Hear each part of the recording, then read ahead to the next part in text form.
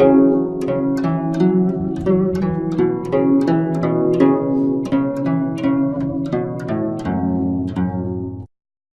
is the I Ching, and what can it do for you? The I Ching is an amazing ancient method that people have relied upon for thousands of years. It is a book that invites you to ask any question that you want, and it then targets the specific enduring wisdom that answers your question. You can ask any question that you care about. The I Ching, or Book of Changes, is based upon the continual process of change in the world. The forces of yin, the cool, the dark, the receptive, and yang, the warm, bright, and assertive, are interdependent opposites whose continual alternation permeates our world. Day turns to night, youth acquires age, and your hot dinner turns cold, only to be reheated in the microwave. The dynamic interplay of opposites is characterized by the symbol of the Tao, or the Way. The yin-yang symbol suggests two fish cycling round and round eternally. The I Ching originated in ancient China and has survived in active use by millions of people all over the world for over 3,000 years. An I Ching reading uses stories from history and images from nature to answer your questions and trigger your own intuition or inner knowing. Many artists and therapists and spiritual teachers have relied upon the I Ching, also translated as Yijing. This method can access the same inner wisdom that people have sought for 1,000 years through vision quests, meditation, yoga, psychedelics, prayer, fasting, and inner work of many sorts. The I Ching gives a voice to the soul. The I Ching is an ancient method, and there are many modern translations of it. Each one is pretty different in tone. If you wish to purchase an I Ching to work with, I suggest you start with, in order of preference, either number 1, Sarah Denning's The Everyday I Ching, for a concise, modern approach that's very understandable. 2, Hilary Barrett's I Ching, Walking Your Path, Creating Your Future, for an excellent and deeper discussion.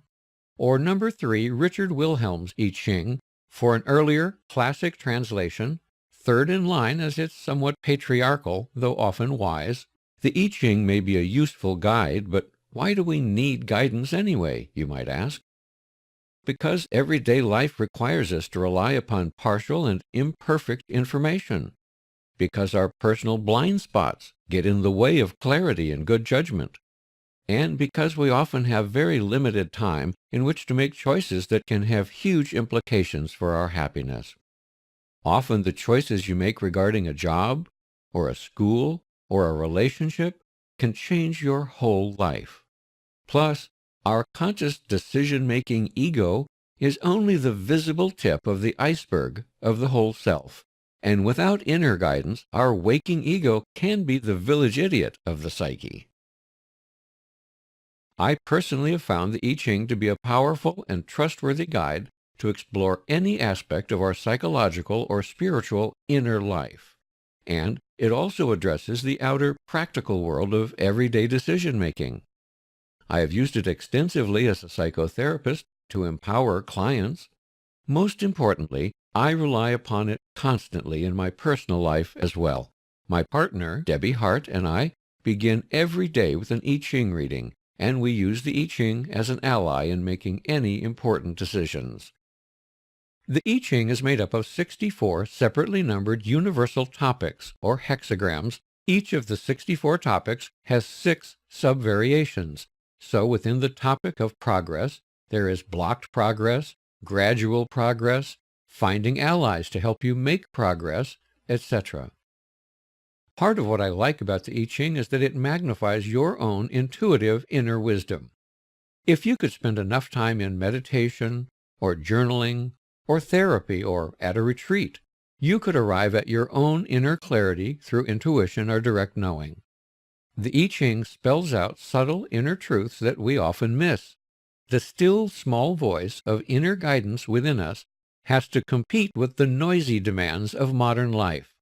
And there's always much more going on inside of every one of us than the conscious ego notices. Much of our wisdom resides in the unconscious, for which the I Ching is like a search engine. You could also say the I Ching is like a megaphone for that still small voice within us.